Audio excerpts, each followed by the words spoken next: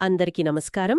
ఈరోజు మనం జవహర్ నవోదయ విద్యాలయాలు అంటే జేఎన్వీల గురించి కొంచెం వివరంగా మాట్లాడుకుందాం. నమస్కారం.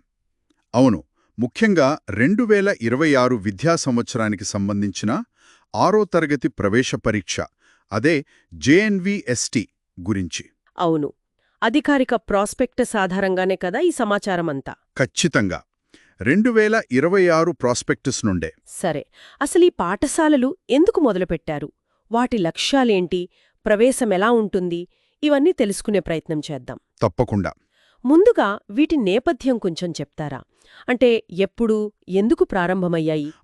ఇవి 1986 జాతీయ విద్యా విధానంలో భాగంగా వచ్చాయి.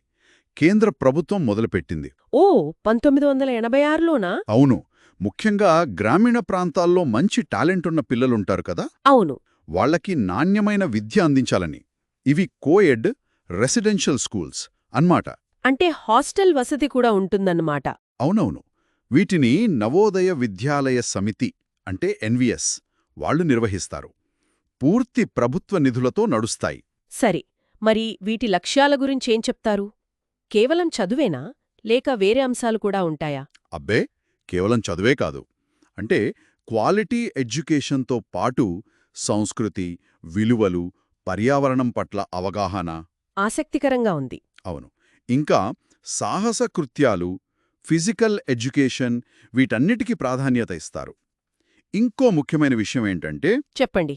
విద్యార్థులు 3 భాషల్లో అంటే త్రిభాషా సూత్రం బాగా నేర్చుకోవాలి. ఓ, 3 భాషలా? అవును. అలాగే జాతీయ సమైక్యత కోసం హిందీ రాష్ట్రాల నుంచి కొందరిని నాన్ హిందీ రాష్ట్రాలకు. మైగ్రేషన్ అంటారు కదా. అవును, అదే మైగ్రేషన్. 9వ తరగతిలో 1 సంవత్సరం పాటు పంపిస్తారు. ఇది చాలా మంచి కార్యక్రమం. నిజమే.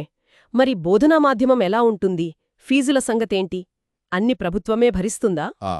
8వ తరగతి వరకు సాధారణంగా మాతృభాష లేదా ప్రాంతీయ భాషలోనే ఉంటుంది. సరే. మ్యాథ్స్, సైన్స్ ఇంగ్లీష్లో, సోషల్ మాత్రం హిందీలో బోధిస్తారు. ఓకే. ఫీజుల విషయానికొస్తే? విద్య, వసతి, భోజనం, యూనిఫామ్, పుస్తకాలు ఇవన్నీ పూర్తిగా ఉచితం. అన్నీ ఉచితమేనా? చాలా మంచి విషయమిది. అవును. అయితే ఒక చిన్న విషయం, 9 నుంచి 12వ తరగతి పిల్లల నుంచి అంటే కొన్ని మినహాయింపులున్నాయిలేండి. ఎస్సీ, ఎస్టీ, అమ్మాయిలు, దివ్యాంగులు, బీపీఎల్ కుటుంబాలు కాకుండా. మిగతా వాళ్ల నుంచా?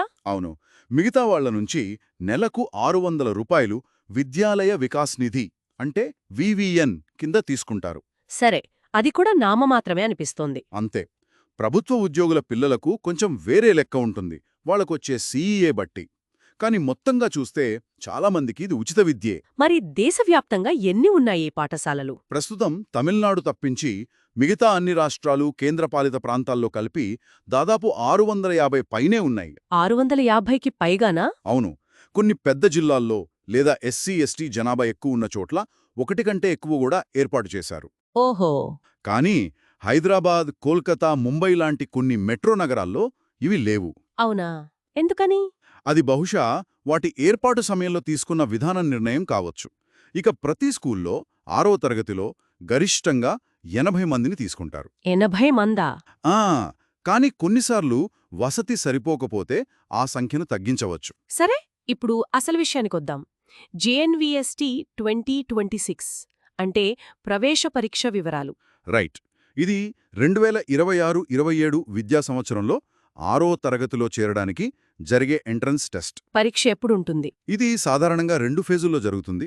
కొన్ని ప్రాంతాల్లో డిసెంబర్ 2025లో, మరికొన్ని చోట్ల ఏప్రిల్ 2026లో. అంటే చలికాలం, వేసవికాలం సెలవుల ముందు అలాగనమాట. ఆన్లైన్లో అప్లై చేయాలా? చివరి తేదీ ఎప్పుడు? అవును, ఆన్లైన్లోనే. navodaya.gov.in పోర్టల్ ద్వారా ఉచితంగా అప్లై చేసుకోవచ్చు. చివరి తేదీ సుమారుగా జూలై 2025 చివరి వారం అనుకోవచ్చు. అప్లై చేయడానికి ఏమేం కావాలి? ఫోటో, తల్లిదండ్రుల సంతకం, అభ్యర్థి సంతకం, ఆధార్ వివరాలు ఉండాలి. ఆధార్ లేకపోతే తహసీల్దార్ ఇచ్చిన నివాస ధృవీకరణ పత్రమైనా సరే అన్నీ స్కాన్ చేసి అప్లోడ్ చేయాలి. సరే, మరి అర్హతలేంటి? ఎవరు రాయొచ్చు ఈ పరీక్ష? దీనికి కొన్ని ముఖ్యమైన నియమాలున్నాయి. 1, ఇది జిల్లా నిర్దిష్ట ప్రవేశం. అంటే పిల్లలు ఏ జిల్లాలో 5వ తరగతి చదువుతున్నారో ఆ జిల్లాలోని నవోదయకే అప్లై చేయాలి. అక్కడే నివసిస్తూ ఉండాలి కూడా. ఓకే, ఇది ముఖ్యం. వయసు ఎంతుండాలి? వయసు మే 1, 2014కి ముందు పుట్టి ఉండకూడదు. అలాగే జులై 31, 2016 తర్వాత పుట్టి ఉండకూడదు. ఈ 2 తేదీలు కూడా కలుపుకొని. సరే, మే 1, 2014, జులై 31, 2016 మధ్యలో. కరెక్ట్. ఇక చదువు విషయానికొస్తే 2025-26 అకాడమిక్ ఇయర్లో ప్రభుత్వ లేదా ప్రభుత్వ గుర్తింపు పొందిన పాఠశాలలో 5వ తరగతి చదువుతూ ఉండాలి. అదే సంవత్సరం చదువుతూ ఉండాలా? పోయిన సంవత్సరం పాసైన వాళ్ళు అర్హులు కారా? కారు. రిపీటర్లు అర్హులు కారు.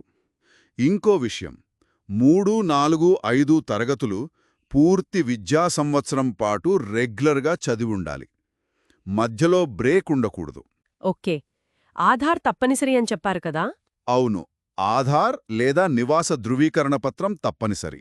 మరి సీట్ల కేటాయింపులో రిజర్వేషన్లుంటాయా? ఉంటాయి. ఇది చాలా కీలకమైన అంశం. గ్రామీణ ప్రాంతాల పిల్లలకు కనీసం 75% సీట్లు రిజర్వ్ చేస్తారు. 75%? అది చాలా ఎక్కువ. అవును, గ్రామీణ ప్రతిభను ప్రోత్సహించడమే ముఖ్య ఉద్దేశం కాబట్టి.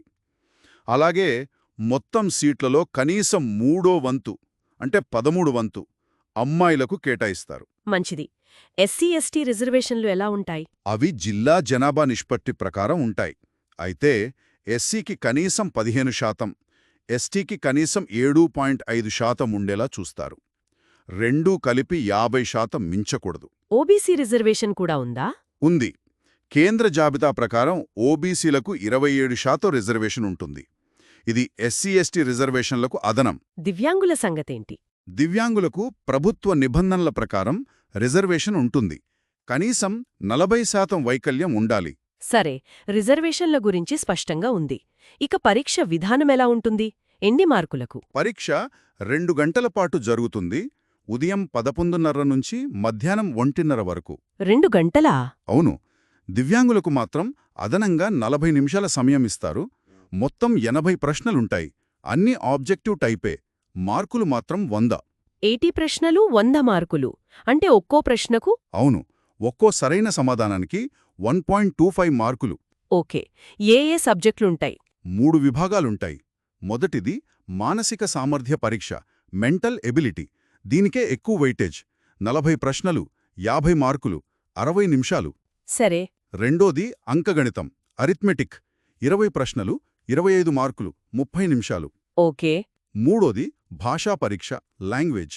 ఇది కూడా 20 ప్రశ్నలు, 25 మార్కులు, 30 నిమిషాలు. సమాధానాలు ఎలా గుర్తించాలి? నెగటివ్ మార్కింగ్ ఉంటుందా? ఓఎంఆర్ షీట్ ఇస్తారు. దానిపై నీలం లేదా నలుపు బాల్ పాయింట్ పెన్తో బబుల్ చేయాలి. నెగటివ్ మార్కింగ్ లేదు. అది విద్యార్థులకు కొంచెం ప్లస్ పాయింట్. అవును. కాని ఇంకేదైనా కండిషన్ ఉందా? ఉంది. ప్రతి విభాగంలోనూ అంటే మెంటల్ ఎబిలిటీ, అరిథ్మెటిక్, లాంగ్వేజ్ మూడింటిలోనూ కనీస అర్హత మార్కులు సాధించాలి. ఓవరాల్ స్కోర్తో పాటు ఇది కూడా ముఖ్యం. సరే, ఇది చాలా ముఖ్యం. ఇక ఫలితాలెప్పుడొస్తాయి? అడ్మిషన్ ప్రక్రియ ఎలా ఉంటుంది? ఫలితాలు సాధారణంగా పరీక్షలు ముగిసిన కొన్ని నెలల తర్వాత వస్తాయి. అంటే బహుశా మార్చి 2026 చివర్లో లేదా మే 2026 లోపు ప్రకటించే అవకాశం ఉంది. ఎక్కడ చూసుకోవచ్చు ఫలితాలు? ఎన్వీఎస్ వెబ్సైట్లో పెడతారు. అలాగే జిల్లా విద్యాశాఖ కార్యాలయం, జిల్లా మేజిస్ట్రేట్ ఆఫీస్, సంబంధిత నవోదయ ప్రిన్సిపల్ దగ్గర కూడా లిస్టులుంటాయి. సెలెక్ట్ అయిన వాళ్ళకి ఎలా తెలుస్తుంది? వాళ్లకు ఫోన్ ద్వారా, స్పీడ్ పోస్ట్ ద్వారా కూడా సమాచారం పంపిస్తారు. అయితే సెలెక్ట్ అయితే అడ్మిషన్ ఖాయమేనా? అక్కడే ఓ చిన్న మెలిక ఉంది. ఈ ఎంపిక అనేది కేవలం తాత్కాలికం, ప్రొవిజనల్. ఓ, అలాగా. అవును. అన్ని ఒరిజినల్ సర్టిఫికెట్లు అంటే వయస్సు, నివాసం, కులం, గ్రామీణ ప్రాంతమైతే దాని సర్టిఫికేట్, 5వ తరగతి మార్కుల లిస్ట్ ఇవన్నీ పరిశీలించిన తరువాతే అడ్మిషన్ కన్ఫామ్ అవుతుంది. ఇది చాలా జాగ్రత్తగా చూసుకోవాల్సిన విషయం. ఇంకేమైనా ముఖ్యమైన నిబంధనలున్నాయా? ఇంకో ముఖ్యమైన విషయం ఆ మైగ్రేషన్ గురించి. 9వ తరగతిలో వేరే రాష్ట్రానికి వెళ్లడానికి నిరాకరిస్తే అడ్మిషన్ రద్దు చేసే అధికారం ఎన్వీఎస్కి ఉంటుంది. ఓ, అంటే మైగ్రేషన్ తప్పనిసరా? అవును, అది వారి పాలసీలో భాగం. ఇక ఫలితాల మీద రీవాల్యుయేషన్, రీటోటలింగ్ లాంటివి అడగడానికి అవకాశం లేదు. సరే, మొత్తం మీద అడ్మిషన్ ప్రక్రియ ఎప్పటికి పూర్తవుతుంది? సాధారణంగా డిసెంబర్ 31, 2026 నాటికి మొత్తం ప్రవేశ ప్రక్రియను ముగిస్తారు. సరే, చాలా వివరంగా చెప్పారు.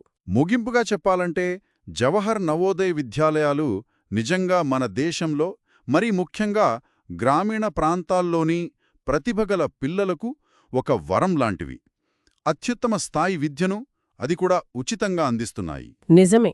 అయితే ప్రవేశ పరీక్షైన జేఎన్వీఎస్టీ చాలా పోటీతో కూడుకున్నది. కాబట్టి అర్హతా నియమాలు, అప్లికేషన్ ప్రాసెస్, డాక్యుమెంట్లు వీటన్నిటి విషయంలో చాలా జాగ్రత్తగా ఉండాలి. అవును. మీరు చెప్పింది వింటుంటే నాకు ఆలోచనొస్తోంది. ఈ పాఠశాలల్లో మైగ్రేషన్ విధానం ఉంది కదా,